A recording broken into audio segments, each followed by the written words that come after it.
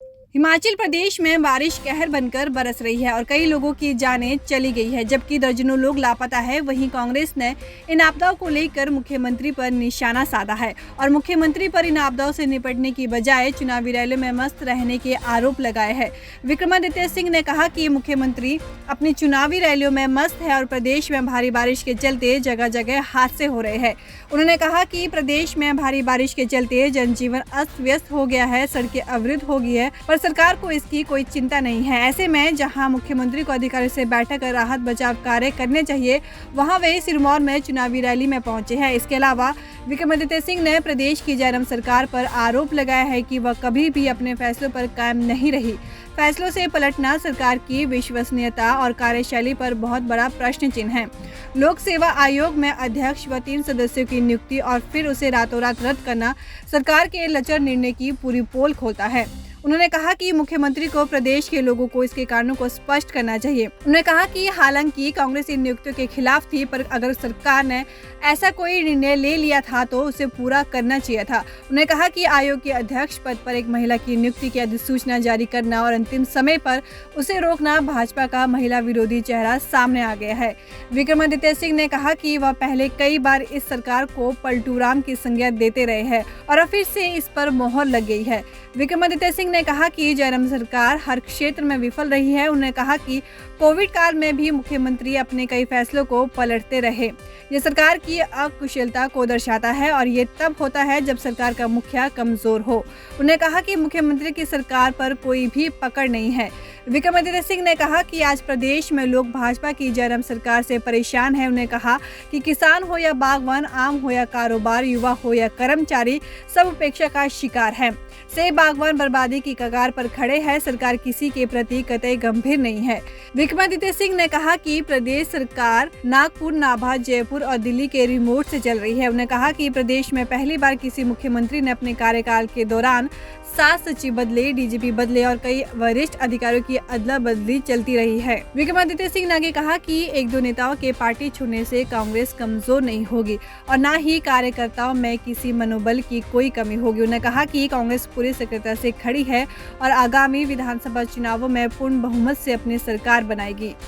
जिस तरीके से जो आजकल बारिशों का माहौल देश के अंदर और प्रदेश के अंदर बना हुआ है, जिस तरीके से जो नुकसान हो रहा है, उसमें सरकार की absolute lack of administration, will power और इच्छा शक्ति सरकार की इन जो नेचुरल क्लैमिटी से लड़ने के लिए होनी चाहिए, उसको हम पूरे तरीके से हम जो है उन्होंने उसको नज़रअंदाज कर दिया। जिस तरीके से राजनीतिक माहौल प्रदेश के अंदर बना हुआ है, मैं समझता हूं सरकार की प्रायोरिटीज जो है वो केवल चुनावी रैलियां करना है, केवल जो है चुनाव जीतना है।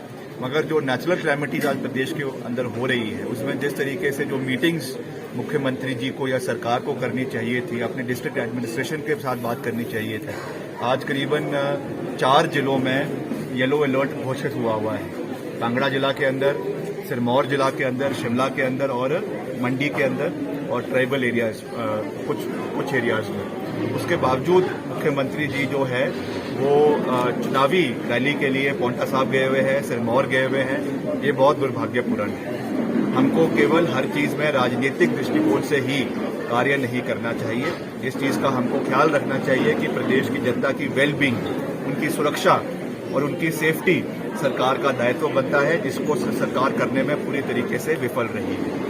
ये इस चीज को दर्शाता है, जो बात हम समय समय पर बारी बारी हमने कही कि मुख्यमंत्री जी का अपने प्रशासन के ऊपर, अपने अधिकारियों के ऊपर पकड़ नहीं है, कि ये एक कठपुतली वाली सरकार है जिसके धागे दिल्ली से, जयपुर से, नागपुर से चल रहे हैं। और इसका जीता जागता उदाहरण हमने पब्लिक सर्विस कमीशन की नियुक्ति में देखा है कि जिस तरीके से रातों रात नोटिफिकेशन होने के बावजूद जो है राजभवन से इनविटेशन कार्ड छप जाने के बावजूद जो है इसको रातों रात विड्रॉ कर दिया जाता है। ये सरकार के मुंह के ऊपर एक करारा तमाचा है और ये इस चीज को दर्शाता है कि ये सरकार जो है ये शिमला से नहीं चलती, सचिवालय से नहीं चलती, ये दिल्ली से चलती है। ये बहुत दुर्भाग्यपूर्ण है और इसीलिए इस सरकार को बदलना और महत्वपूर्ण हो जाता है। और चीजें तो हैं, भ्रष्टाचार है, बेरोजगारी है, कर्मचारी विरोधी है, बागवान विरोधी है, मगर सबसे बड़ी बात यह है कि इस सरकार की पकड़ ही नहीं है और जिस सरकार की अपने प्रशासन के ऊपर पकड़ ही ना हो, ऐसी सरकार को